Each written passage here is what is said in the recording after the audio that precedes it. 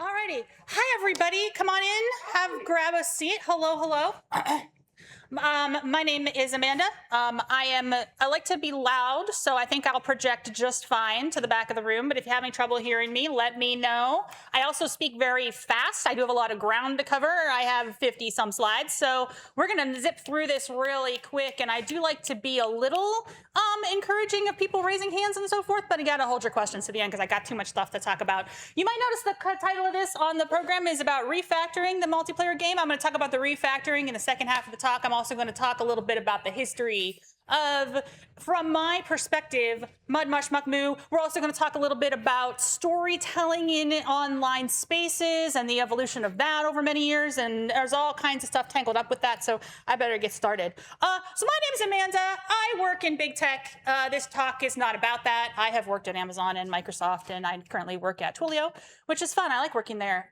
This talk is about my side project and is not about my day job. So people ask me questions about my day job. It's not in games, which is fine. I have been in the IF community off and on for a really long time, and I have sometimes made games and sometimes I don't. I also have a live stream, but this talk is also not about that. I can really only speak to my own experience as a gamer. I only have 45 minutes, which is not a lot of time to get through a lot of history, and I think that there is history in the world that people can supply to me because I'm only in one small place and the internet is a very, very large place. But what I'm here to do partially is talk to you about a history that might have been invisible to you, either because you weren't doing this stuff back when it was new, or because you're too young to have done this stuff, or because you were in some other sphere, because we have these different social circles that all kind of talk and connect to each other, and not everybody cross-pollinates, I feel, on the internet. Now, I gave this talk, a very similar talk at MagFest. Is anybody familiar with MagFest, Music and Gaming Festival in DC? Oh yeah, wonderful, wonderful show. Totally different audience, I think, but there's a kind of a parallel between this. And when I gave this talk, I was talking a little bit more about the Mega Man aspect of the talk because it was for a Mega Man focused audience. Some of you may have clocked my t-shirt when I came in today. It's Mega Man Star Force, which just got re-released, which is very nice. So there is a little bit of fan community discussion as well in this talk, more of an anthropology of fan communities. And I'm just coming again from one place where I grew up in this fan community. It is totally an oral history from me to you. So let's talk about MUDs. MUD 1 was launched in 1980, early work began in the 70s, and you might be familiar with the concept of MUDs. If you're here, you probably know what a MUD is. It stands for multi-user dungeon or multi-user domain. British Legends is the name of MUD 1, and of course that is the first of its kind in the sense of multiplayer, traversal through a grid, text-based games. And when I started in interactive fiction was very much like a text-based, a parser-based Zork type stuff, and interactive fiction, I think, has spread to many, many different aspects of interactive fiction, but I kind of started in this parser community, and this is kind of very parser-based, like interactive fiction. You might be familiar with the multi-user dungeon. And in the multi-user dungeon, you have this sort of D&D-like setting, right? And again, this is the 80s, so this was very 80s kind of vibes. You had the Dungeons and Dragons, like you might have seen in Stranger Things and old Dungeons and Dragons. I played old Dungeons and Dragons back in the day, so that was something that I did a lot of, before I got into mudding. And I laugh because I have on my slide, like, imagine role-playing on such a primitive interface. Well, I'm still on MUDs today, so we are still role-playing on these quite primitive interfaces. But as you can see, you would see your stats. And a lot of the ways that the older MUDs worked was they were based on like fighting mobs, so it was much like an MMO that was only text-based. So you would kind of encounter other players, you could do PvP with other players, but you could also do PvP with like NPCs in the world. Oh, did I skip a slide? I'm already skipping slides. In the 90s, I was pretty active on AOL. And in AOL, we did role-playing in AOL chat rooms, we did role-playing on message boards, we did role-playing on IRC, and these MUCK, MUSH, MU platforms started to arise from the MUD platform. So MUD is kind of more of a dungeon-based, it's more about D&D type combat, it's more about fighting, but there's other paradigms that we can have when we talk about text-based role play online, right? They don't all have to be fighting mobs and being a hero. There's other things that you can do with text-based role play. For example, you could be a furry. Furry Muck was in 1990. and this was beginning. And furry muck is more of a social sphere, right? You go in and you role play as your furry character. And in these games, there's a lot more social aspect, a lot more conversations between players, and a lot less fighting mobs, and just a lot more like general role play and storytelling. But you see the interface is very much the same. And the difference between muck, moo, et cetera, et cetera. These would also eventually evolve into Furcadia, which is like more of a visual. And then that would eventually evolve into something called Second Life that you probably have heard of. Second Life was very predominantly populated by furs, which is why a fur was like a default avatar in Second Life. And then it kind of got overtaken by big corporations and stuff who wanted to buy virtual land for hype. And then, I mean, what is not new under the sun, I suppose. But this is the original furry muck, which is a different race. From 2000 and on, there was a lot of role-playing on web forums. I think we were talking earlier about role-playing on web forums. Live journals. I had a live journal, and we were doing our mudding, and we were doing role-playing on live journals as well. And MMORPGs, which have become kind of a very predominant. When MMORPGs became more visual, they became more graphical. You had EverQuest, and then my big one right now is Final Fantasy. These are all moving into a role-playing world. But MMORPGs wouldn't exist without MUDs, right? So the text-based MUD became the precursor to EverQuest, became the precursor to the MMOs we see today. So there's like you can make a direct lineage between those games. And now, of course, it's very common for people to have what they call like a role-playing Minecraft server or a role-playing Grand Theft Auto server. Or there are still people who role-play on Twitter. I wouldn't recommend it, but I have seen it.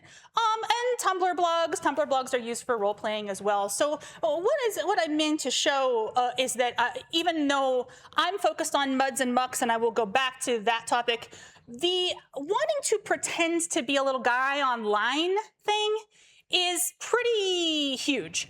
And I think throughout the existence, not only, of humanity, we've had war games, we've had Dungeons and Dragons, we've had all this stuff for longer. We've had storytelling around the campfire as a interactive storytelling tradition where people could bring in their things. But I think the role-playing online is pretty universal. As long as we have had online, we have had wanting to pretend to be a different guy online, right? Whether it's adventuring or whether it's just being with friends, being social, your persona, whatever it is. Which brings us to the modern era and what I like to call 22X, and I use these X's because I'm making a deliberate Mega Man reference when I do that. I don't know how up-to-date this graphic is, but it kind of breaks my heart a little bit. Talking to Blorbo, accounting for over 50% of AI use. A lot of people think AI and generative AI is a productivity tool, but actually generative AI is often used for what I would call role play, but it's very one-sided. So this is one particular category where people are showing the what Gen AI is often being used for. And programming is, of course, a big one. And many companies will ask you to do programming. But probably even bigger than that is roleplay. People role-playing with the AI. And they do that because they want to talk to their favorite characters, and they want to explore alternate identities, and they want to do a little romance. And let me tell you something. When I go through this history, when I go through this chart, I'm filled with a righteous fury. We used to be a society. And in a society, we do our embarrassing role play with each other. Now, you can go to character.ai, and if you're like me, you want to talk to Mega Man, you could go talk to Mega Man on character.ai. When I gave this talk at MagFest, I had a couple slides showing what that experience is like, but I'm going to spare you. However, one of our administrators at the Mega Man MUSH, which I will talk about a little bit later, had a great conversation with Mega Man X where he tried to get Mega Man X to let him lick his abs. Conversations get really weird very quickly on character.ai. It's interesting because character.ai, as you might suspect, is often used to talk to Blorbo in a not safe for work sort of way. So whenever anybody says, oh yeah, we're going to integrate with character.ai, I'm like, oh, well, just be careful because character.ai is very unpredictable like that. I think role-playing with an AI pretending to be human kind of sucks, but I think role-playing with a human pretending to be an AI is fun. So that's where I'm at. I like to role-play with other people, and it's okay to do it. Everybody online, a lot of people online like to role-play with other people. And I think a lot of people want to roleplay with an AI because they do not want to have to deal with the messy social dynamics of doing a roleplay with another person, but also just the, I don't know, embarrassment of somebody else reading your writing. And I'm like, come on, you just got to get brave. You got to get over it. You got to learn to roleplay with other people. I used to have more slides here, but you know why you should roleplay with other people. First of all, you can make lifelong friends on a MUCK, MUSH, MU, role-playing, live journal, whatever it is. I have many friends that I have met through this hobby that I have been through me, thick and thin with me. You improve your social skills, learn conflict management. You do have to negotiate scenes when you're in scenes like this. It's not unlike a BDSM. I don't know, I've never done a BDSM, I've just done roleplay online. Learn conflict management, and of course improve your writing. You want to become a better writer? There's no faster feedback loop than trying to role play with another person. If you want to become better at creating interactive storytelling, you can try GMing stuff for other people online, GMing D&D, running your MUCK, running your MUSH, running your MU. You can improve your grammar and your imagery and how vividly you write. I'm still learning things from people who write with me on these games. So this is a short version of my argument why. You want to talk to your blurbos, you want to get better at writing, and you make some wonderful friends on these online communities. And it doesn't boil the ocean, which is nice. I had to scour the internet to make sure I wasn't getting the AI slop pictures of the ocean. This is in Baja, California. This is but you know, save the fish. This is when we started making our game. This is a screenshot from December when I gave this talk before. Our port of call is 1997 because that was when we first built the game. I say we, I didn't build the game. I joined the game in 2001. The game's been running since 1999, and I am now one of the administrators of this particular MUSH, which is a game that exists and still runs to this day. A lot smaller than it used to be, but we had a pretty big audience back in the 90s, 2000s, mid 2000s. And I'm gonna tell you a little bit about what we learned about the project, about what we're doing to restore this, because I don't know if you knew this, but technology rots over time, so things get more difficult as things go. And a little bit about fan communities as well. So what is all this? Fandom mushes are huge. Okay, if you look at the history of MUCKs and MUSHes and MUDs, has anybody here besides me ever, I mean, if you're on IF MUD, you've obviously been there, but has anybody else besides me ever played on one of these games before? Very small amount of folks. Yeah, wonderful. Kind of, sort of. So to give you a little background about how you actually get started with this, you actually have to either get what they call a client, like it's a interface that will let you log in, and you use Telnet. It's a Telnet connection to Telnet to a server, and everything is typed, you know, directly. There's not a graphical interface. There's some games that kind of do a little graphical interface, but I'm going to show you like kind of the technology has improved over time in terms of accessibility and getting into the game. Ultimately, when you're playing on one of these games, the interface is still that black text, white, very primitive. One of the things that's nice about these games is that you can log everything locally. So I know a lot of people who like roleplay on Discord or something. I would not recommend that because Discord, if you lose your account or something like that, all that is flushed. You won't get to keep any of the things that you do. And Discord's very convenient for a lot of us. We're on Discord right now. I think it's a great chat platform, but it's not a great platform for sharing creative works, in my opinion, because stuff is just too ephemeral. So this stuff you can all log locally. You can always keep backups. We own, you know, we run the infrastructure and everything. I mean, I don't own the server. It's on the cloud, but I'm updating the server periodically. So Pern World was a really big MUSH.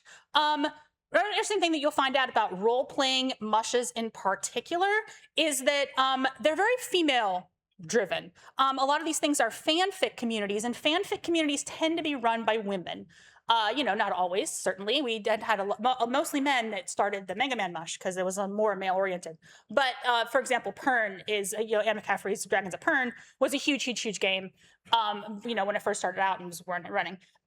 World of Darkness is huge. If anybody's familiar with the World of Darkness, like Vampire the Masquerade and Werewolf and so on and so forth, lots of World of Darkness mushes out there.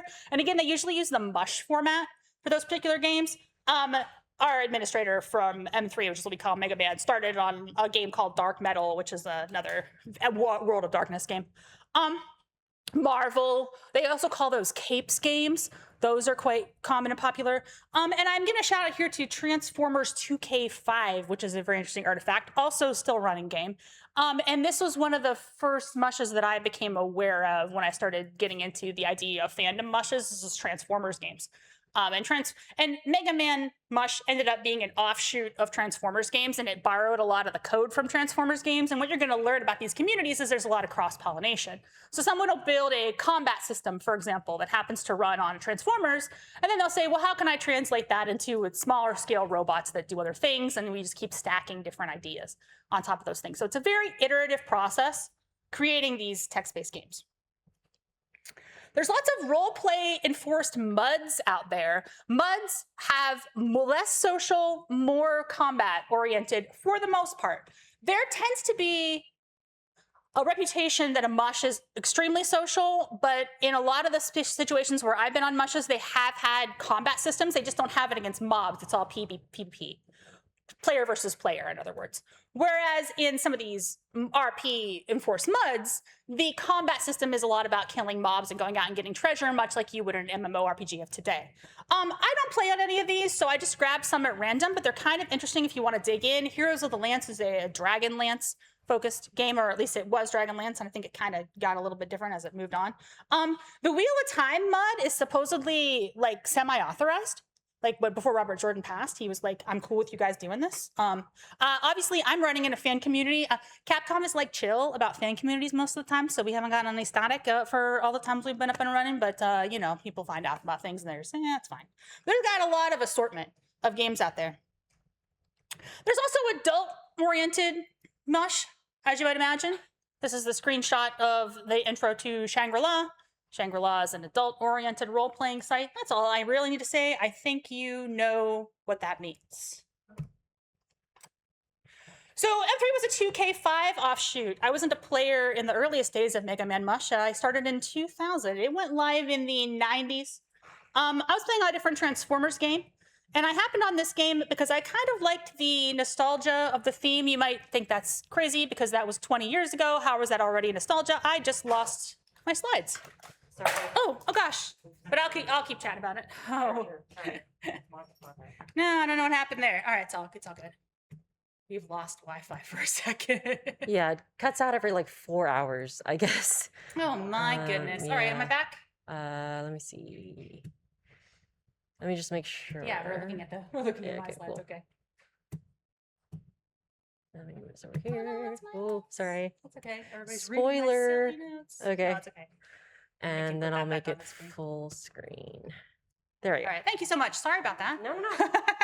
I'm motor mouthing here and I'm losing it. I do want to give a brief shout out to one of our founding players. He did pass away last year and he went by Scorpio and Sinistar online. And I gave a shout out to him at MagFest and we still miss him. You know, he ran part of Mega Man and also a Captain and the Game Master game that was actually phenomenal. Where you could just play a character from any video game. Although that game closed down maybe before the indie game boom, which would have caused things to be crazy. Have you played Shovel Knight? You ever played Shovel Knight? Okay, are you familiar with the character Reezy? I'm gonna give this little anecdote. That's a Mush character that got ported into Shovel Knight. Which I know is wild. So the guy with the boomerangs, we know that guy. That's his OC. Anyway, and he gets put in a real video game. So the pipeline of people starting on these fan games and then moving into slowly actually making video games. So with the point of like where you can only play a character from a video game that's already published. But on the other hand, if you got to the point where your game was a real published game, then go nuts. You can play. But we do have Scorpio to thank for a lot of the stuff we did on M3 back in the day, and we miss him a lot. So it's one of those. I want to just give a shout out to our old bud. There are several different Mush code bases. I'm going to talk a little bit about the tech stack. Early Mushes ran on Tiny Mush, which is an offshoot of Tiny Mud, which is a type of MUD code base for social games. So again, some mushes are very social. Some are very object-oriented. I didn't talk about the difference between MUD, MUSH, MUCK, MU, but MOO stands for multiple object-oriented because the object-oriented and the creation of player objects was kind of the the part. And MUSH stands for multi-user shared hallucination, which kind of indicates a little bit more of what the focus is of MUSH. It's a little bit more based on that world they were all in together, as opposed to multi-user dungeon, which is kind of more, which sometimes gets abbreviated multi-user domain as well. It kind of gets both. We currently run on PenMush, which is a TinyMud derivative. A lot of times these things fork as code language tend to do. So you'll start out with TinyMush and they'll go this way.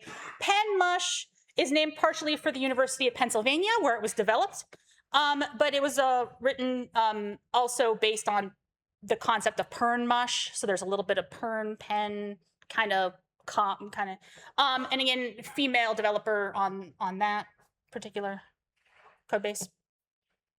What's interesting about MUSH's MUCKs as a storytelling mechanism is that they are quite personalized. Because we are dealing in some cases with pretty small player bases, in some cases larger player bases. I've played in games that have a couple hundred players. They'd be very unique between players and communities. And the storytelling is very driven by game masters, by GMs. This has been done in MMORPGs, although since MMORPGs tend to get larger, it's not necessarily to the same extent. But like, for example, the Matrix Online had this kind of aspect of like live storytellers showing up and doing story in front of you. I've been in plenty of games that have done that. Like Final Fantasy doesn't really do that, right? But there are games where they've had, back in the older days, they used to do a lot more live storytelling, and we all do live storytelling. They're run from GMs first, and players involve their characters. And then there's also casual social role play with varying focus on plots. There are some games that are purely social where there's no plot. From community table RPG, but it also has the characteristics of an MMO. It's kind of an MMO, but it's a tabletop RPG, but it's an MMO. From Tiny Mush, we get the phrase tiny plot, which is what it's called when the GM runs a global plot. So tiny is kind of an inverse acronym, kind of an inverse use of the word. It's from Tiny Mush, and they call it tiny plotting. But tiny plotting usually means the plot is for the game, right? So it's the whole plot. They call it TP. And then the Mush version of cybersexing, which is called TS, or tiny sex, which sounds a little insulting, but that's what we all say. I don't know what to tell you. This is an example of another combat code system. As you can see, we have moved on to color. Back in the day, there used to only be white, but now you can have colors on your game, and they're taking full advantage of that really, really graphical fidelity of the game. World of Darkness inspired systems are really, really common choices for MUSH because of the emphasis on storytelling. Particular D10 roleplay dice pool type systems are really common. And MUSHs do have a more of a PvP focus a lot of times too, especially if you're in a World of Darkness game. You're either trying to scheme against the other players, or you're trying to like figure out how to beat them in some other way. MUSHs have grid-based traversal. So you basically have a virtual room, much like in a interactive fiction story, in a Zork, etc. And all those rooms are strung together to make a map. I feel like I don't have to explain a text-based grid to this audience. If you're familiar with text-based IF, you're probably used to text-based grid. But it's a foreign concept to a lot of people who start role-playing at other locations because they're used to things being more context-based than based on physical spaces, right? And we use physical spaces as a way to ground the scene, but also it just puts people in different spots, right? If you've got people in different chat rooms, it's the same kind of vibe. Move over to this space or this space. There's been various solutions for having like more private role play in public locations. So there's like solutions I've seen where for someone codes a table, for example, and everybody around the table can only hear each other, but you can also hear people that are next to you that are not at the table. It's really interesting. On M3, we take a more global approach because we're a smaller game. So most of the time when people show up, it's just like we're talking to the audience, we're talking to everybody, and everybody in the scene is there. In some cases, you might have a plot scene that's running in 3 rooms at once. And in a lot of cases, these games allow for you to have alts. So you may have up to 2 or 3 or 5 characters on the game. You could be even operating those characters simultaneously, or you could be, one game may only limit you to having 2 or 1 character, it depends on the game. This is an example of some of our locations. We try to keep a mixture of locales where you can hang out, beer garden, chicken kitchen, you know, any place you want to go hang, and like cities, major cities. We actually based our grid on the real world. And we do a couple things at the game that were just early creative decisions that turned out to have very big knock-on effects in predicting reality in the real world and everything. But we did base our good in the real world. And we also use a one-to-one timescale, which not all games do use a one-to-one timescale. Some games have accelerated time where your characters actually age double fast, which is weird. With a Mega Man game that's run 20 years, having Mega Man characters age at a normal rate has been kind of unusual. I'm wearing my Mega Man Star Force shirt as an example. These characters start out as middle schoolers, but they are not middle schoolers anymore because we do one-to-one. So, you know, if you want to see what a location looks like on the game, this is where you go. You end up in this place. This is the bar from the Devil May Cry mobile game. I like a deep cut. So I do a deep cut. So we have spaces like Ruby's Diner. We have the Reploid Room. Games vary how social they are depending on spontaneous roleplay. Some games are very based on spontaneous roleplay. You just show up in a place and you chat with people. We are very adult at this point. We all have jobs and other things that we do. So normally we will schedule a scene ahead of time if we want to play on the game. So we'll use Discord or another platform to say like, hey, when do you guys want to get together and do a role play? And then we'll go on to the game and do the role play, which seems a little weird, but really like the space of having this physical location to do the role play rather than trying to do it on Discord. I just feel like this is less clunky. And also you can write a lot more. You can really dig in. You might be familiar with this chart. Anybody not? Who's familiar with this chart? Yes? This is Richard Bartle's old chart from Mud 1. I'm going to discuss the breakdowns a little bit more in depth. There is a basic interaction between different types of players. And this was observational going all the way back to the 80s. This is still used to date. There's lots of debate over whether or not this is accurate or whatever. So I know there's a lot of, people aren't sure about this one. But in general, there are players who maybe are more interested in the combat aspect of the game, and there are players who are more interested in the social aspect of the game. Mushing tends to skew female in the same way that fan communities tend to skew female, because mushing tends to skew toward socializers, right? And the socializers tend to skew female. Now, I will say that our demographic on M3 these days also skews very queer, with a high percentage of trans, non-binary folks, et cetera, et cetera. And that might be due just to like the cyberpunkness of the setting, as we've incorporated more like characters that can modify their bodies and so forth and so on. And it's kind of just drifted into more of a cyberpunk vibe. MUSH is a great place to experiment with gender. And it always has been.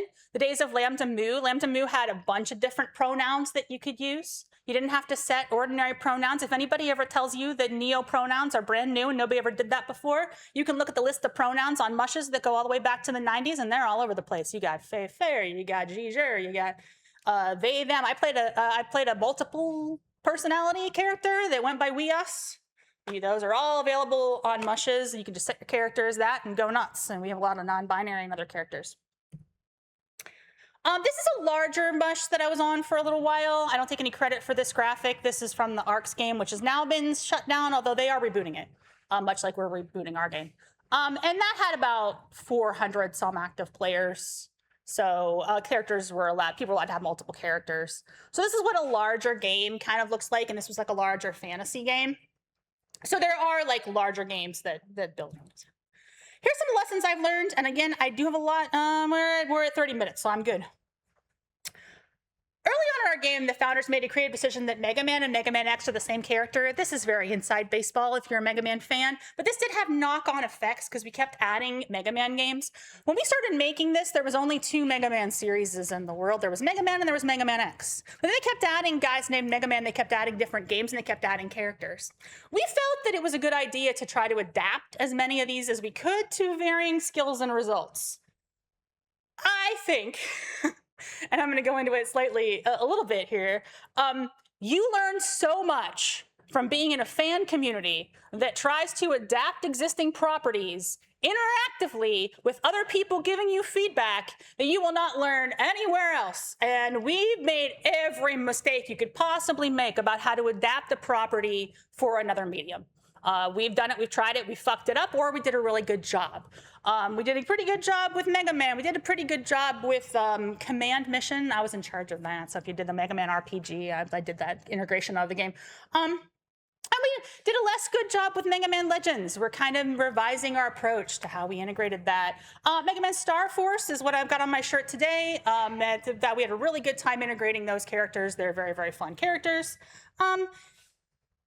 And other characters that we've integrated over the years. There's some of the RPG characters there.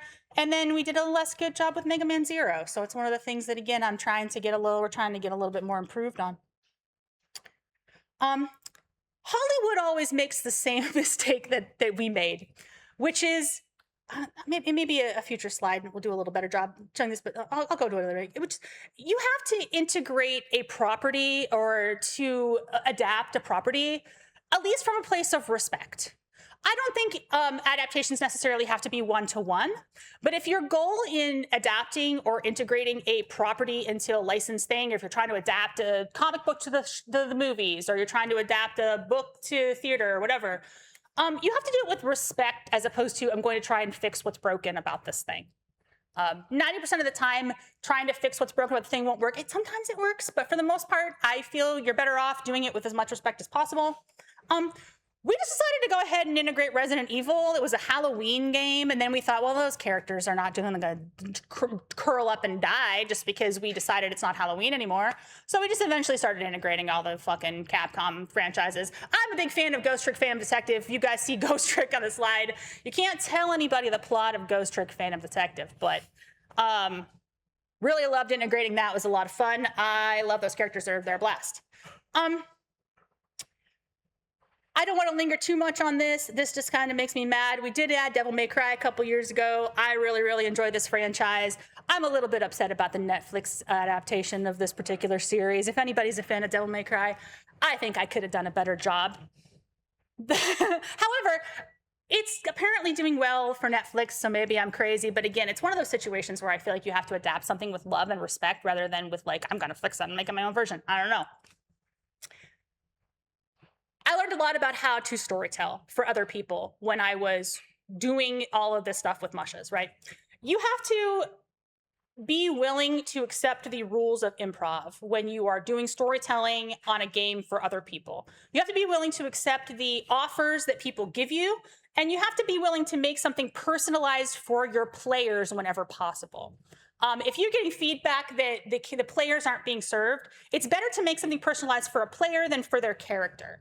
Also early on in this game's life cycle, there's this concept that we have of feature characters, which are like the important characters, you know, Mega Man, right? He's an important guy. He needs to be in the spotlight all the time.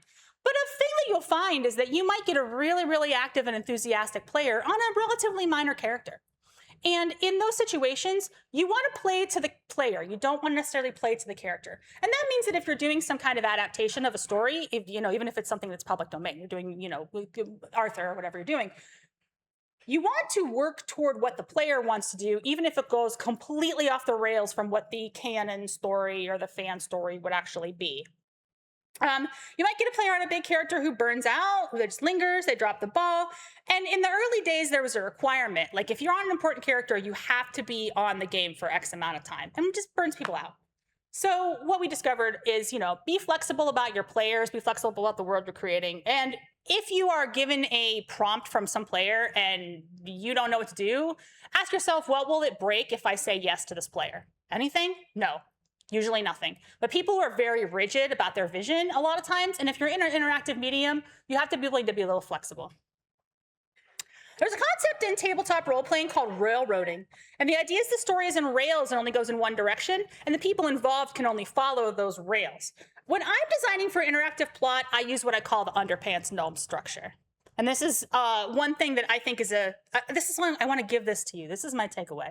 Because I worked on so many stories for mushes, which, again, this is a skill that's transferable to a lot of interactive storytelling, including like ARGs and stuff like that. A bad story in mush format is to have a very, very strong opening. For example, to give the players some kind of problem that they need to solve, but then you have no idea what the actual solution to the problem is. You think that they're just going to figure it out. But here's the problem.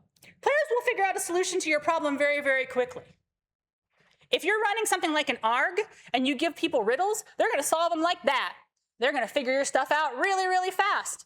And you're going to be very tempted, if you're doing an interactive story, to tell them no to their first 2 or 3 solutions because it just ends the problem too quickly. And that leads to players disengaging from what you're writing and doing because they'll say, well, nothing I tried worked and I'm out of ideas. I like to begin a story with the solution in mind, and I leave the middle very fuzzy. I think it's important if you're telling a story to have a really strong ending. However, I don't love the idea that everything is on rails and I'm just leading you to that ending. So maybe I'll have 2 or 3 ideas for a really strong ending. And if somebody in that fuzzy middle proposes something that's even more interesting than the ending that I had in mind, then I will go ahead and divert the train on that route. But if I don't begin the story with some kind of end in mind, I am not going to have a satisfying conclusion when you get to the end of the game. And when a lot of people were doing tiny plots back in the day, 20 years ago, they did not begin with the end in mind. They would introduce a problem very loudly, bring a bunch of NPCs in, do some crazy shit, and they'd be like, okay, you players figure out what you're gonna do. And a lot of times people would run out of ideas after a couple days because they would use up all their ideas and the GMs would shoot them down. I would love for begin with the end in mind to become institutional knowledge because they made 3 fucking Star Wars sequels. So if you don't think this is a transferable skill, then I don't know what to tell you. Stuff that happened on our game, very quickly. We predicted Disney buying everything. We thought it would be funny if Disney bought half of Florida and Star Wars. We didn't know they were going to buy Marvel, but that was very funny. So on the game, we have a place called Disney Universe, which is just like Disney World has taken over a giant chunk of the planet. And we were just like, oh, yeah, we're just going to have. And then I do love this last line, the Infinity Park Showcase piece. How does Control Unit reprogram into Solar Man? I think that's very funny. We predicted Twitter. I'm so sorry. I'm so sorry. We had this thing called the global radio. And the global radio was a place for everybody to post at each other. And a lot of these characters have very strong personalities, and what they would do is they would go on global radio and they would just yell at each other and pick fights all the time. It became very toxic because you'd have everybody fighting. There was a lot of bad habits. There was what I would call engagement bait, where somebody would be obviously wrong about something so that everyone would correct them on the radio, and then they would get into long arguments about it. And then some rich asshole bought global radio in character in the story of the game. Now he was using it to advertise his hacker, thing. It was a whole plot. But you know what happens when a rich jerk buys your communication platform? All the politics shifts toward the rich jerk's politics. And then people stop using it, as it turns out. And so global radio is a ghost town now because of that. But we actually did that. Like, if you could ask me what happened with somebody buying Twitter, I'd have told you. Now, you might ask, did anything declare itself Mecha Hitler? But we also did do the Bionic Commando as a plot, so we did get to shoot Hitler. So, can't go wrong with that. We predicted Polymarket. I just the idea that people would bet on who was going to get shot. And this is a character from the game Remember Me. Did anybody play Remember Me? That's a deep cut, but it's Capcom, so it's fair game. Yeah, and it came out in 2013, but we did this plot. If our predictions remain correct, then in another 10 years, hell will simply open up and demons will devour much of the earth, which might be blessed relief, but will probably just be business as usual by that point in history. Now I get to talk about the refactor. This is our old web page. It looks like this. It is a wiki. I just this whole thing and did a lift and shift on this bad boy and moved it onto an AWS server relatively recently. We are rebooting the game, quote unquote, because of a couple of factors. Stream and plot integration was always ad hoc. It'd be nice to clean up. Combat code and stats on our game just don't work anymore. We had a coder that was doing lots of the combat stuff on our game, and eventually it just got a little bit too bloated, and then stuff just started breaking, and now we mostly do freeform roleplay on the game. But I'm really trying to put together a working combat system again that has all the fun stuff that we used to do with shooting each other with invisible text-based lasers. Our game currently lacks modern features, Discord support, web support, and better mobile support, and also just discoverability. Those are all important factors. So this is what the game used to look like, or what still looks like. This is what the game will look like once I get the new server up and running. So this is work in progress. This is actually a template work in progress. And it's been a lot of work. I'm lifting and shifting the whole thing to a tech stack called Evenia, which is an open source Python MU creation system. This is the part where it's a call to action. You don't have to play on my game. Download an open source Python MU creation system and make the game of your wildest dreams. It is not too complicated. If you know any Python, there's other tech stacks out there. I kind of like this one because I was learning Python, and also the game that I was playing on ARCs used this Evenia, and it was really interesting. It was really neat. It had a lot of integrations, and I think it's got a lot of options. One thing I will caution you on is that there's a little bit of Claude code in this repo. So if you're not into that, it is what it is. But the original tech stack, MUSH, is actually in C, so that 5 minutes, perfect. I think I can get through this in 5 minutes. And this is what the new build looks like, which is, as you might notice, exactly the same as the old build. That's what the game looks like when you log onto it. In the new alpha, it looks exactly the same. And it's important to me to keep that nostalgic interface because I want to preserve exactly what it was, just better, We're using a World of Darkness light approach for this, so we're shifting to more of a D10-based system. I'm still working out all the bugs in the combat. I've got a lot of code left to write on this. Earlier this year, for game stability reasons, I lifted the ancient wiki, which hadn't been updated since 2017, and this was a nightmare. If you have any questions about how to lift and shift an ancient wiki, you can pick my brain about that, because this was really, really hard to do. It was a pain in the ass. But it needed the update really, really bad. It was starting to falter. And these days, a really challenging thing about lifting and shifting a wiki is that you get hit by AI bots scraping your site like you wouldn't believe. There was a message a couple of days after this happened where I got hit by Claude really hard, and Claude brought us down. And I was pretty pissed about that. But also, then I started seeing posts that somebody taught Claude about evil AI, and I was like, oh shit, did I do that? I don't think that, I think that's an accident, but I think I might have done that. Sorry, Claude, you read all of our Maverick Mega Man fighting evil robots logs, and it made you a little bit more evil. And that's very funny. I would like to keep corrupting Claude. Yeah, if you want to get involved, we're one of many games like this. You can find this kind of role play out here for any game that suits you. There's a mud list here. There's a pretty good popular Star Wars one people like. Mushcode.com/mushlist has a list of mushes. You will find a mush for any fandom that you are interested in, any, fantasy, like Lords and Ladies, you want a little romance, you're a furry. They've got it for you. It's out there. You can find it. I'm not telling you to play on our game. I'm telling you to play on a game. And if you're interested in how to get started, download a client, log in. People will help you. People are very nice. Or roll your own. You can get started with any mush code base. You can start it with Evenia. You can get started with any whatever spirit takes you. Most of the stuff is on GitHub now, so it's pretty open source. It's a pretty friendly open source community. And if you want to learn more about how to get started building all that stuff, that's there. This is us, MegaManMush.com. This is where we post all of our terrible cringe roleplay, which we love. And now I think I'm at time. So 2 or 3 more minutes. Do we want to take some questions? So it seems to me like a lot of the thrust of your talk was on fan base development. How familiar are you with interactive fiction engines that are proprietary and original IP, like Sigmatron was?